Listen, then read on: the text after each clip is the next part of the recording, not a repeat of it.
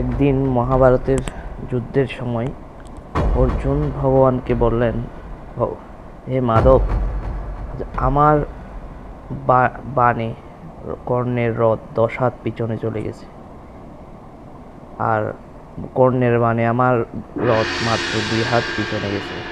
এর থেকে বোঝা যায় কর্ণ অনেক আমার থেকে শক্তিশালী ধনুর্ধর নয়।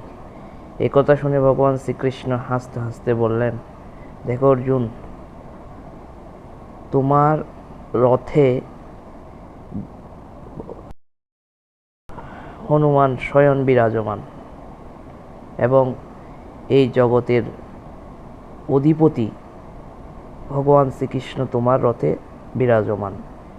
আর এই রথকে কর্ণ বাণে 2 হাত পিছনে নিয়ে গেছে, তাহলে কর্ণ কত বড় শক্তিশালী এটা বুঝে নিতে পারো। এর থেকে বোঝা যায় কর্ণ অর্জুন থেকে অনেক বড় ধনুর্ধর, কিন্তু অধর্মের পক্ষে গিয়ে সে নিজেকে